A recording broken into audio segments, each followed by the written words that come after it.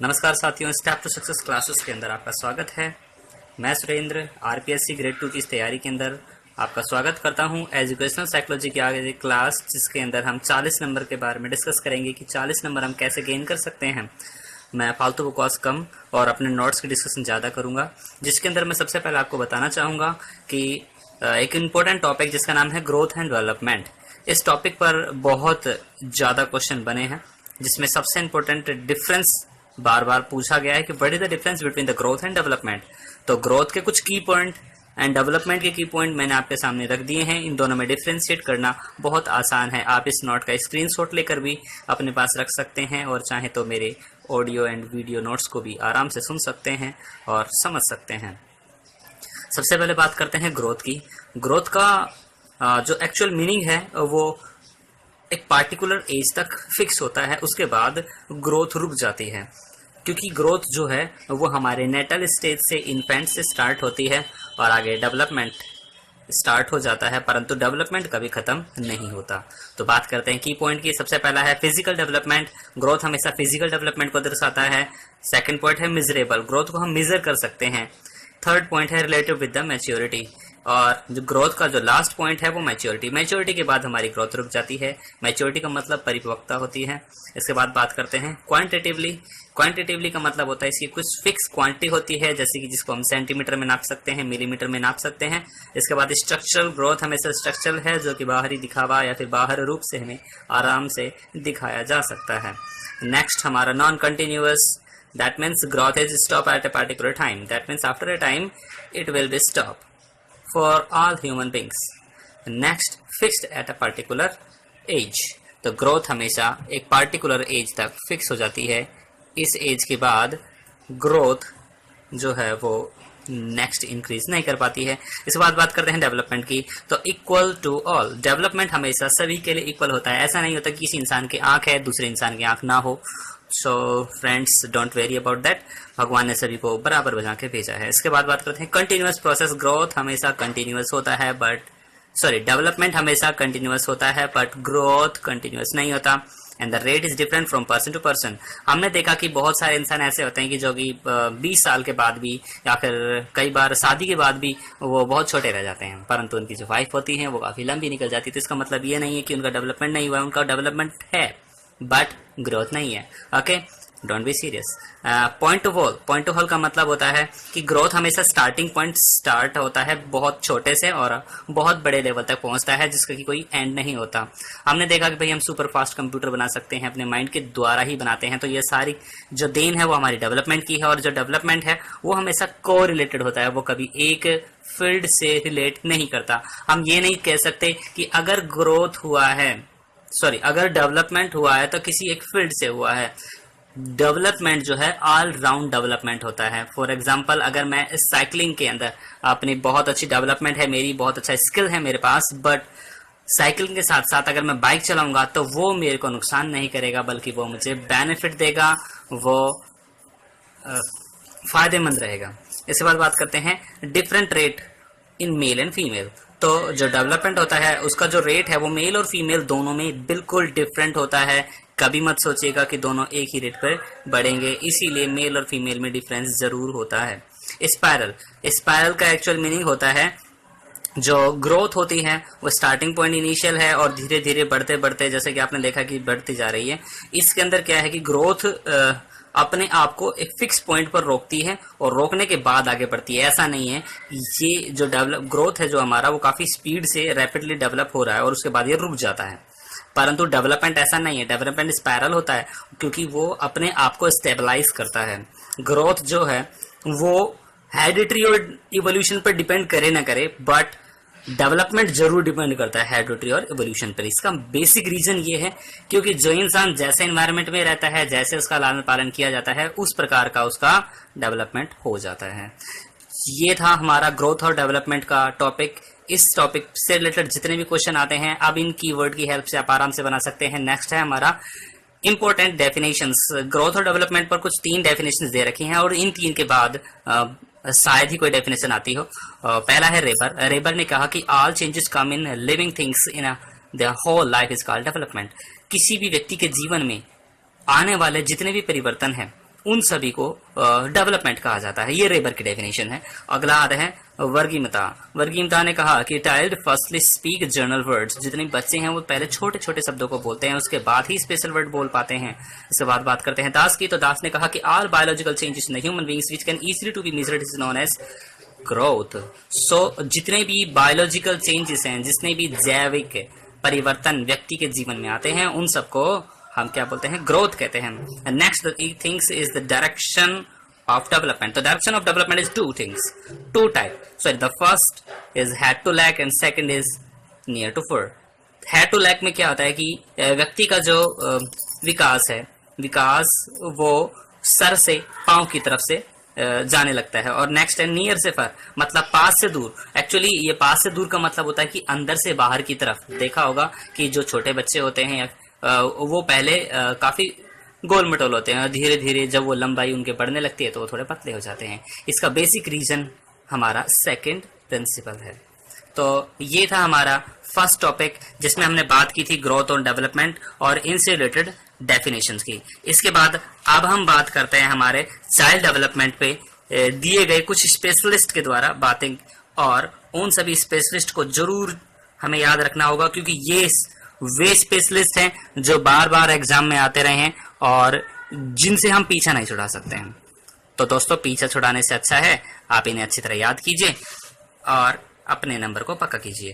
पहला है Hurlock. Hurlock ने हमें कहा कि ग्रोथ एंड डेवलपमेंट जो होता है वो does not means any physical development but also tends to maturity. इसका मतलब ग्रोथ और डेवलपमेंट का मतलब सिर्फ बाहरी या भौतिक रूप से इंसान परिपक्व होना ही नहीं, बल्कि उसको मैच्योरिटी तक पहुंचाना है। उसने डेवलपमेंट को 11 भागों में बांटा।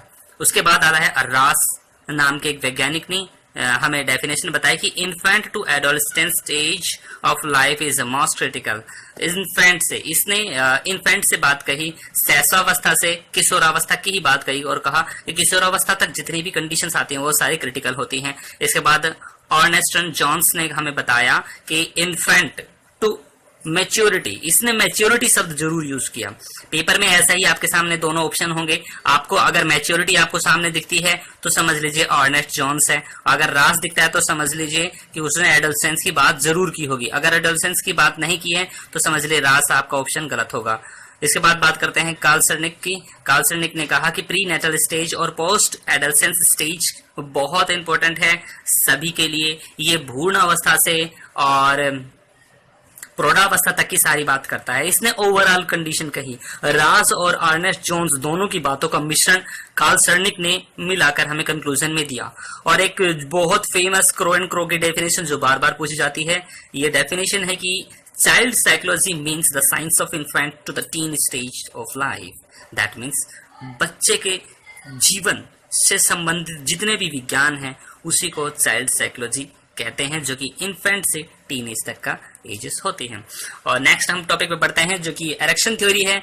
जी हाँ दोस्तों, देखिए इस थ्योरी का नाम आपको कभी पेपर में नहीं मिलेगा, बल्कि इस थ्योरी में इस चार्ट पर रिलेटेड बहुत क्वेश्चन बार बार आरपीएससी में, सीटेट में बार बार पूछे गए हैं। अब हम बात करते हैं इसके द्वारा बांटे गए ये कुछ 8 स्टेजेस हैं। इन सभी 8 स्टेज को हमें एक एक करके समझना है और समझने के बाद रटना नहीं है, क्रैम नहीं करना, स्पून फीडिंग नहीं करनी बिल्कुल भी। बस एक बार समझते के साथ ही आपको याद हो जाएंगे। तो सबसे पहले बात करते हैं इन्फेंट की। इन्फेंट 0 से 2 साल तक के बीच में जो टाइम है, एक्चुअली जहां पर जो 0 है, 0 का मतलब है एम्ब्रॉयटिंग स्टेज। जब बालक माँ के पेट में होता है तब हम 0 बोलते हैं। उसमें बच्चे में एक गुण डेवलप होता है, वो है होप। बच्चे को आशा होती है किससे? अपनी माँ से। बच्चा सबसे पहले बेसिक ट्रुथ करता है और मिसट्रुथ के बारे में सोचता है। जी हाँ, क्राइसिस का मतलब होता है उसके अंदर क्या क्या संवेदनशीलता उसके दिमाग में चल रही है। तो वो क्राइसिस आता है सबसे पहले कि माँ, कि वो ये सोचने लगता है कि मेरी जो माँ है मैं उस पर कितना विश्वास कर सकता हूँ। उसके बाद वेरी इंपॉर्टेंट पीरियड यही है हमारा, क्योंकि इसी के अंदर बच्चे में बहुत तेजी से डेवलपमेंट होता है। इसी में बच्चा संसार में कदम रखता है। और इंस्टेंट इमोशन, बहुत क्षणिक इमोशन, बच्चा एक पल में रो सकता है, एक पल में हंसने वाला हो जाता है। तो इस प्रकार की जो कंडीशन आती है वो हमारे इन्फेंट के अंदर आती है। इसके बाद बात करते हैं अर्ली चाइल्डहुड की। 2 से 4 साल के अंदर जितने भी बच्चे होते हैं वो सभी विल पावर के बारे में सोचता है कि क्या मैं हनुमान बन सकता हूँ, क्या मैं स्पाइडरमैन बन सकता हूँ। तो जी हाँ, ये सारी कंडीशंस हमारे अर्ली चाइल्डहुड में आती है। आप अपने घर के छोटे से किसी बच्चे को देखिए और उसको देखकर आप इस पूरे चार्ट को बड़े आसानी से याद कर सकते हैं। इसके बाद बात करते हैं इसी में कि यहाँ पर बच्चा जो है वो शर्म सीखता है। शर्म सीखने का इन द सेंस कि बच्चा अपने आसपास में देखता है कि सभी जो है जिस प्रकार का बिहेवियर अपनाते हैं तो वो भी उसमें एक सबसे पहला गुण शर्म डेवलप हो जाता है। और अब उसके लिए माँ से बढ़कर उसके माता और पिता दोनों का रोल उसकी लाइफ में आ जाता है। ये लाइफ का बेस होता है, क्योंकि यहाँ पर बच्चा जो है वो ट्रेनिंग सीखता है जो उसे लाइफ लॉन्ग तक अपने बिना दिमाग लगाए करनी है। क्योंकि जैसे देखिए, सुबह जब हम उठते हैं अपना आप ही फ्रेश होते हैं, तो फ्रेश होने की जो कंडीशन है, जो टॉयलेट ट्रेनिंग की जो कंडीशन होती है, वो कभी भी हमें बार बार रिवाइज नहीं करवाई जाती। एक बार सिर्फ 0 से 2 साल या फिर 2 से 4 साल तक के बीच में जब बच्चे को समझाया जाता है तो बच्चा एक बार में ही अच्छी तरह उसको समझ जाता है। नहीं भी समझ पाता तो कुछ टाइम में, जितना भी टाइम लेता है, मैक्सिमम 2 साल के अंदर बच्चा पूरी तरह टॉयलेट ट्रेनिंग में परफेक्ट हो जाता है। इसके बाद बात करते हैं प्री स्कूल की। प्री स्कूल जो है वो 4 से 5 साल तक का होता है। यहाँ पर बच्चा कुछ पर्पस के साथ काम करता है जिसमें इंसेंटिव मिले या फिर उसे गिल्टी फील हो। अगर आपको बच्चे को कोई भी काम करवाना है तो पर्पस में ही उसका कोई पर्पस अगर आपको कुछ सिद्ध करवाना है तो सबसे पहले उसे कुछ इंसेंटिव और गिल्टी, ज़्यादातर पेरेंट्स क्या करते हैं, बच्चे को टॉफी का लालच देते हैं और वो लालच धीरे धीरे बढ़ता जाता है। फिर बच्चा वीडियो गेम मांगता है, फिर बच्चा साइकिल मांगता है, साइकिल के बाद फिर बच्चा फ़ोन मांगता है, फ़ोन के बाद फिर बाइक मांगेगा। इस तरह उसकी जो एक्सपेक्टेशन लेवल है वो बढ़ जाती है। एक टाइम्स बाद वो फिर लड़की भी मांगने लगता है। चलिए वो आगे की बात है। इसमें बात करते हैं फैमिली की। यहाँ पर बच्चे के जो पहले माँ थी, माता पिता, अब परिवार, और परिवार के बाद फास्ट बॉडी ग्रोथ। इसकी जो इससे पहले जितने भी ग्रोथ हो रही थी वो भी फास्ट थे, बट 4 से 5 साल में उसकी जो बॉडी ग्रोथ होगी वो बहुत फास्ट होगी। इसलिए अपने बच्चे को ज़्यादा से ज़्यादा खिलाएं। एक्सप्लोरिंग टूल्स, यहाँ पर बच्चे अपने टूल्स को एक्सप्लोर करेगा, जैसे कि हैंड मूवमेंट्स, अपने बॉडी जेस्चर, बार बार वो कूद सकता है। जिस बच्चे को जिम्नास्टिक बनना है वो पहले 4 से 5 साल तक में ट्रेनिंग कर सकते हैं। और बच्चे को अगर आपको स्विमर बनाना है तो आप 4 से 5 साल में ही उसे मेहनत करना स्टार्ट कर दें। योगा की ट्रेनिंग भी आप इसी टाइम से दे सकते हैं। इसके बाद से बच्चा नहीं समझना चाहेगा। ओके, नेक्स्ट है स्कूल एज। 5 से 12 साल तक की एज होती है ये। कॉम्पिटेंसी की एज भी इसे हम बोलते हैं। यहाँ पर बच्चा प्रतिस्पर्धा करता है और यहाँ पर जो सबसे बड़ी प्रॉब्लम आती है, प्रॉब्लम ऑफ एडजस्टमेंट। बच्चा किसी दूसरे बच्चे के साथ बैठना नहीं चाहता, कहता है कि ये मुझे मार रहा है, ये मुझे बुरा लगता है, मैं इसके साथ नहीं बैठूंगा। ये प्रॉब्लम सिर्फ इसी स्टेज में आती है। इस स्टेज में बच्चे का दायरा और बढ़ता है और बच्चा पड़ोस और स्कूल इन दो के बीच में फंसता है। यहाँ पर बच्चे को बेस्ट अगर एनवायरनमेंट मिले तो वो बहुत अच्छे तरीके से लर्न कर सकता है। आप चाहें तो उसे चाणक्य बनाएं, चाहे कुछ भी बनाएं, और यहाँ पर बच्चा स्कूल जाना स्टार्ट कर देता है। इस स्टेज के बाद बात करते हैं वो स्टेज जिसे हम तूफानी एज कहते हैं, जिसका नाम है एडोलेसेंस एज। ये 13 से 19 साल तक की होती है। यहाँ पर बच्चा सबसे ज्यादा वफादार होता है। हाँ, अगर बच्चे का एनवायरनमेंट अच्छा ना हो तो वफादार नहीं भी बन सकता, पर सच्चाई यही है कि बच्चे को जो बोल दिया जाए कि ये तेरी चॉकलेट है, ये आपकी सिस्टर की चॉकलेट है, तो बच्चा उस चॉकलेट को अपने चॉकलेट ही समझेगा और सिस्टर की चॉकलेट हमेशा रखेगा। ऐसा नहीं है कि चॉकलेट खा जाएगा। ओके, तो इसके अंदर रोल्स एंड कंफ्यूजन, बच्चा हमेशा ये देखेगा कि इसमें मेरा क्या रोल है, और बच्चा हमेशा कंफ्यूज रहेगा, क्या मैं करूं क्या ना करूं, करूं क्या ना करूं, करूं क्या ना करूं। ओके, द फ्रेंड व रोल मॉडल। बच्चा जो है अब अपने माता पिता, परिवार, पड़ोस, स्कूल से नहीं, अब बच्चा अपने रोल मॉडल से सीखता है और बच्चा अपने फ्रेंड सर्कल से सीखता है। इसलिए बच्चों का फ्रेंड सर्कल ऐसा होना चाहिए जिसमें वो हेल्थली डेवलप हो। इसीलिए पेरेंट्स को हमेशा अवेयर होना चाहिए इस स्टेज में। और यहाँ पर एब्स्ट्रैक्ट थिंकिंग बच्चों की डेवलप होती है और फास्टर देन फास्टेस्ट यहाँ पर डेवलपमेंट होता है। यहाँ पर बच्चा बहुत तेजी से ग्रोथ करता है, इसलिए इस एज में बच्चे को काफी अच्छा पौष्टिक आहार मिलना चाहिए। नेक्स्ट है अर्ली एडल्ट। अर्ली एडल्ट है वो 20 से 39 साल की एज का होता है, जहाँ पर बच्चे को अब लव की जरूरत होती है। अब उसे अपना कोई किसी को आइडल बना के नहीं दिखाना, पर बच्चे को अब अपने आसपास में अलोननेस चाहिए। बच्चा चाहता है कि वो अकेला रहे, बच्चा किसी पार्टनर की उम्मीद करता है और फिर वो शादी करता है। सिंपल यार, और क्या। चलिए नेक्स्ट है मिडिल एडल्ट एज, जहाँ पर 40 से 59 साल, 40 से 64 ईयर की एज होती है, जिसमें अब बच्चा ना रहकर अंकल बन जाता है और यहाँ पर केयर करने लगता है। वो फैमिली बन जाता है, फैमिली का एक पार्ट होता है। यहाँ पर अब वो हमेशा दूसरों की केयर करेगा, हमेशा दूसरों को समझाएगा, देखो भाई ऐसे नहीं, इस तरह करो। और वो हमेशा मनी माइंडेड होगा, वो हमेशा कंफ्यूज रहेगा, दूसरों को ना तो खुश रहने देगा ना खुश रहेगा। सच्चाई ऐसा नहीं है, दूसरों की खुशी भी उसकी खुशी होगी, बट यहाँ पर उसके दिमाग में हमेशा मनी मनी और मनी चलता रहेगा, इसीलिए वो अपने सभी साथियों को, दोस्तों को मनी के लिए प्रेरित करता रहेगा। नेक्स्ट है 65 टिल डेथ।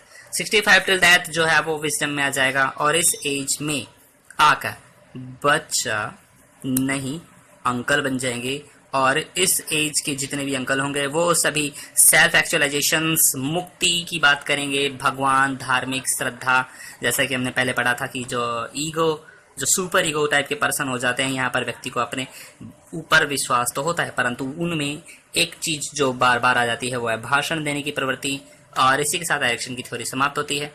अब हम आगे बात करते हैं जीन प्याजे की। जी हाँ दोस्तों, ये एक ऐसा टॉपिक बार बार एग्जाम में आया हुआ जो कि सभी आरपीएससी वाले बच्चों को थोड़ा परेशान कर सकता है, क्योंकि इसके जितने कम से कम में मैंने नोट्स बनाया है उसमें मैंने सारे की पॉइंट्स डाल दिए हैं इसके, और ये सारे की पॉइंट्स आपको अलग अलग बुकों में मिलेंगे। मैंने भी बहुत सारी बुकों को पढ़ा, रेफर किया, तब जाके मैंने उनकी पॉइंट्स को बनाया है।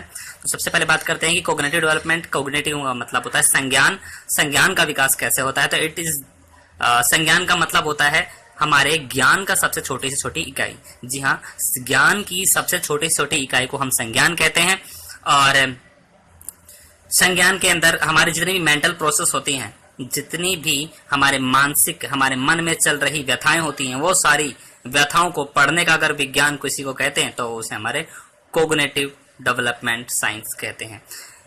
ये एक पार्ट है ह्यूमन बिहेवियर का जो कि फ्री फ्रॉम एनवायरनमेंट होता है, जिसके 4 पार्ट होते हैं। कितने हैं दोस्त? 4 पार्ट, ठीक है। 4 में पहला है सेंसरी मोटर, दूसरा है प्री ऑपरेशनल, तीसरा है कंक्रीट ऑपरेशनल, और चौथा है formal stage. Sensory motor stage birth से 2 साल तक होती है, प्री ऑपरेशनल 2 से 7 साल, कंक्रीट ऑपरेशनल 7 से 11, एंड फॉर्मल जो है वो 11 and above. Okay, next first is birth. Birth से 2 साल तक बच्चे में ऑब्जेक्ट परमानेंस की बात आती है। ऑब्जेक्ट परमानेंस का मतलब होता है कि बच्चे के सामने अगर जो भी चीज रखी जाएगी वो बच्चा उसे स्थिर समझेगा। वो कभी ऐसा नहीं सोच सकता जैसे कि आप किसी बच्चे के सामने कोई जादू कर देगी, ये लीजिए आपका फोन गायब, तो बच्चा रोने लग जाएगा, क्योंकि उसे पता है कि वो चीज उसके ही पेरेंट्स ने छुपाई है और वो उसी के आसपास है। इसीलिए बच्चा हर चीज को, ऑब्जेक्ट को परमानेंट समझता है, चाहे वो टीवी में क्यों ना हो। तो टीवी की चीज भी वो बहुत जल्दी समझ लेता है। जैसे कि बहुत सारे हमारे देश में ऐसे कुछ घटनाएं घटी थी कि शक्तिमान को देखकर बच्चे कूदने लग गए थे, तो ये सच्चाई बात है।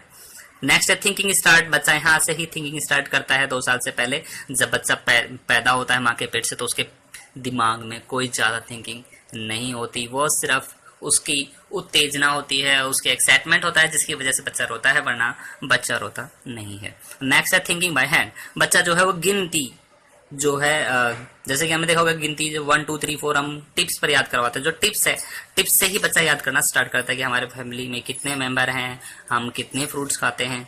नेक्स्ट है use of all senses organs. बच्चा जो है वो सभी सेंस ऑर्गन का यूज करना सीख जाता है। रिकॉग्नाइजेशन सेंस ऑर्गन तो हम समझते हैं। नेक्स्ट है रिकॉग्नाइजेशन। रिकॉग्नाइजेशन मतलब बच्चा पहचान कर सकता है, बच्चा अपनी माँ को पहचान सकता है, बच्चा टेबल, कुर्सी, बेड, इन सब के डायरेक्शन को समझ सकता है। नेक्स्ट है कोऑर्डिनेशन स्टार्टेड। बच्चा यहाँ से कोऑर्डिनेट करना स्टार्ट कर देगा। बच्चे से अगर आप कहें कि बेटा इधर आओ, मेरे पास आओ, तो बच्चा आपके पास चल कर आएगा। बैठ जाओ तो सारी बातें आपकी मानेगा। परंतु इस स्टेज में जो काम नहीं हो पाते वो नेक्स्ट में होता है, उसका नाम है pre operational stage. Pre operational stage 2 से 7 साल तक होती है। यहाँ पर जो बच्चा होगा वो ईगोसेंट्रिक होगा। ईगोसेंट्रिक का मतलब बच्चे में अब थोड़ा गुस्सा, थोड़े घमंड, और बच्चा हमेशा हर काम को सही नजरिए से देखना स्टार्ट कर देगा। यहाँ पर एनिमिज्म जिसे हम बोलते हैं गीतवाद। गीतवाद का मतलब होता है बच्चा नॉन लिविंग को भी लिविंग समझना स्टार्ट कर देगा। जैसे कि आपने देखा होगा कि छोटे बच्चे जब कभी गिर जाते तो आपको मारो बेटा इस जमीन को ही मारो, इसने मारा है। तो इसका मतलब क्या है कि बच्चा जो है उस जमीन को एक इंसान समझता है, एक व्यक्ति समझता है, जिसकी वजह से उसको चोट लगी है। अब हम बात करते हैं लैंग्वेज की, use of language with the symbolic language. बच्चा जो है बार बार अलग अलग प्रकार के सिंबॉलिक लैंग्वेज को समझेगा। अच्छा, तो जो भी हम बच्चे को नोट्स के द्वारा सिखाते हैं, उसके बैग द्वारा सिखाते हैं, अलग अलग तरीके से जितने भी इशारे करते हैं बच्चा सभी इशारों को पकड़ना आसानी से स्टार्ट कर देता है। बट यहाँ पर कुछ चीजें नहीं बनती हैं। यहाँ जो बनता है वो सिर्फ एक ही चीज है कि बच्चा कंसेप्ट फॉर्मेशन स्टार्ट कर देता है, परंतु जो नहीं बनती है वो है रिवर्स थिंकिंग। रिवर्स थिंकिंग का मतलब होता है कि अगर हम बच्चे के सामने किसी भी पानी की दो बोतल लें, एक बहुत चौड़ी एक बहुत छोटी, और अगर वो टेस्ट ट्यूब जितनी ही क्यों ना हो, अगर टेस्ट ट्यूब के अंदर पानी ज्यादा है और इसमें पानी का लेवल उससे कम है, तो बच्चा टेस्ट ट्यूब को ही ज्यादा पानी बताएगा, क्योंकि बच्चे में रिवर्स थिंकिंग जरा भी डेवलप नहीं हुई है। डिसेंटरिंग इज नॉट डेवलप। बच्चे में स्थान बदलना, अगर मैं इसका पानी इसमें दे दूं और इसका पानी इसमें दे दूं तो भी बच्चा नहीं बता पाएगा कि किसमें पानी ज्यादा है। Okay, and the child is not able to conservations, that means बच्चा जो है वो कंजर्व करने की जो एबिलिटी है वो अभी डेवलप नहीं कर पाया है। परसेप्शन एंड कैरेक्टराइजेशंस उसमें डेवलप जरूर हो जाते हैं। Next is concrete operational stage which is from 7 to 11 start creative thinking. बच्चा यहाँ पर कंक्रीट थिंकिंग स्टार्ट कर देता है, जहां पर कि बच्चा वो बातें सोचने लगता है जो वो पहले नहीं सोच पाता, जैसे कि चाचा मामा ताता ताऊ फूफा, ये सभी वे सभी रिलेशन जो उसके पास नहीं है, फिर भी वो उसकी कल्पना अब करना स्टार्ट कर सकता है। एबल टू ग्रुपिंग, सबसे पहले बच्चा ग्रुपिंग करना स्टार्ट करता है। क्लासिफिकेशन कर सकता है, रिवर्स थिंकिंग भी कर सकता है, डिसेंट्रलाइजेशन कर सकता है, कंजर्वेशन कर सकता है, कंसेप्ट फॉर्मेशन भी इसी एज में स्टार्ट हो जाता है। बार बार ये क्वेश्चन आता है कि डिसेंट्रलाइजेशन किस स्टेज में होता है और किस में नहीं होता, तो याद रखिए 7 से 11 वाले में मैक्सिमम चीजें हमारी डेवलप हो जाती हैं। प्री ऑपरेशनल स्टेज में बहुत कम, सिर्फ कंसेप्ट फॉर्मेशन ही स्टार्ट हो पाता है, यहाँ पर कंसेप्ट फॉर्मेशन कंप्लीट हो जाता है। उसके बाद बात करते हैं फॉर्मल ऑपरेशनल स्टेज एक ऐसी स्टेज है हमारी जिसके अंदर बच्चा डिस्क्रिमिनेशन करना, मतलब भेदभाव, यहाँ पर भेदभाव व्यक्तियों के भेदभाव से नहीं है, यहाँ पर जो भेदभाव है वो कंपैरिजन के रूप में हम देख सकते हैं इसको, कि बच्चा कंपेयर करना अच्छी तरह सीख जाता है और लॉजिकल रीजनिंग देगा बच्चा, मतलब किसी भी कार्य के पीछे एक लॉजिक जरूर ढूंढना कोशिश करना स्टार्ट कर देता है। Abstract relation analysis synthesis applications of knowledge and symbolic form of the language knowledge by experience, ये सभी चीजें हमारी फॉर्मल स्टेज में आती हैं, क्योंकि फॉर्मल स्टेज हमारी एडोलेसेंस टेंडेड स्टेज है, जहां पर कि सभी बच्चे एडोलेसेंस की तरफ बढ़ रहे होते हैं या फिर एडोलेसेंस से भी ऊपर बढ़ रहे होते हैं, तो यहाँ पर हमारे सारे कोग्निशन, सारे संज्ञान पूरी तरह डेवलप हो जाते हैं और यहाँ पर हमारे जीन पियाजे की थ्योरी कंप्लीटली समाप्त होती है। अब हम बात करते हैं इमोशन की। इमोशन के ऊपर हमारे बस कुछ 4 डेफिनेशन है जो हमें रट लेनी है। इन 4 डेफिनेशन के बाद जी हाँ, हमें अब कोई भी डर नहीं रहेगा कि कौन सी डेफिनेशन आएगी और कौन सी नहीं। तो इमोशन जो है वो एक लैटिन वर्ड है जो इमो वर्ड से निकला है। इमोशन का मतलब संवेग होता है। हमारे अंदर आने वाले जितने भी हार्मोनिक चेंजेस हैं वो सभी चेंजेस के कारण हमारे बॉडी फिजिकल चेंजेस अपीयर होने लगते हैं, वही हमारे इमोशन कहलाते हैं। इसमें जो इम्पोर्टेंट डेफिनेशन है वो 4 हैं। सबसे पहला पीटी यंग ने दी है। पीटी यंग कहता है कि जितने भी हायर साइकोलॉजिकल क्राइसिस हमारे दिमाग में चलते रहते हैं, मानसिक संवेदनाएं बहुत अधिक और तीव्र रूप से जो हमारे दिमाग में आती रहती हैं, वही हमारे इमोशन है। और जिसके रिजल्ट 5 बताए इसने, पीटी यंग ने। पहला था एक्सपीरियंस, दूसरा बिहेवियर, तीसरा थिंकिंग, चौथा कॉग्निशन, 5वां इन्वायरमेंट। नेक्स्ट है वाटसन ने कहा the primary emotions are fear, love and anger. Watson के द्वारा कही गई बात काफी हद तक ठीक थी। इसके बाद सेन ने कहा कि इमोशन 7 टाइप के होते हैं, fear, anger, sad, interest, hate, happy and cool. ये सभी आप अपने व्हाट्सएप के अंदर देख सकते हैं अलग अलग आइकन के द्वारा। देखा होगा आपने पीले रंग के छोटे छोटे सर्कल बने होते हैं। ये सभी सेंड द्वारा दिए गए थे। जेम्स ने कहा कि इमोशन 2 टाइप के होते हैं, पहला मैक्रोस्कोपिक, दूसरा माइक्रोस्कोपिक। एक्चुअली यहाँ पर माइक्रो और मैक्रो का मतलब सिर्फ यही है कि जो बड़े रूप में और एक छोटे रूप में। ज्यादातर जो हमारे इमोशन निकलते हैं वो फियर और एंगर और लव के रूप में निकलते हैं, और जितने भी माइक्रोस्कोपिक रूप से हमारे इमोशन होते हैं वो हमारे मोरल, मेंटल और ब्यूटी की तरीके से किए जा सकते हैं। यहाँ पर मोरल डेवलपमेंट, जैसे कि बच्चे के अंदर किस प्रकार की अच्छे गुण, नैतिक गुण कहे जा सकते हैं। मेंटल प्रोसेस के बाद बात करते हैं कि मेंटल में जैसे कि बच्चा कितना लॉजिकल सोच सकता है। ब्यूटी का मतलब किसी भी व्यक्ति को देखकर उसके चरित्र के निर्माण के बारे में जो बात करते हैं वो हमारा ब्यूटी होता है। तो इस प्रकार टोटल 3 डेफिनेशन जो हमें अच्छी तरह याद रखनी है, पीटी यंग द्वारा, दूसरा वाटसन द्वारा, तीसरी सैंड और चौथा जेम्स। पीटी यंग ने हमें बताया कि एक्सपीरियंस, बिहेवियर, थिंकिंग और कॉग्निशन एनवायरनमेंट के कारण ही हमारे केमिकल लोचे होते हैं और उसी लोचे से समय निकलता है भाई। सेकंड वाटसन ने कहा कि फियर, लव और एंगर ही सबसे बड़ी चीज है, जो वही हमारे प्राइमरी इमोशन होते हैं। नेक्स्ट सैंड ने कहा 7 टाइप के हमारे इमोशन, जिसके अंदर हमारे व्हाट्सएप के सारे कंपोनेंट दिखाई देते हैं, fear, anger, sad, interest, hate and happy and cool. और जेम्स ने कहा माइक्रोस्कोपिक और मैक्रोस्कोपिक। ओके, लाइक करना ना भूलिए। Thank you, good bye.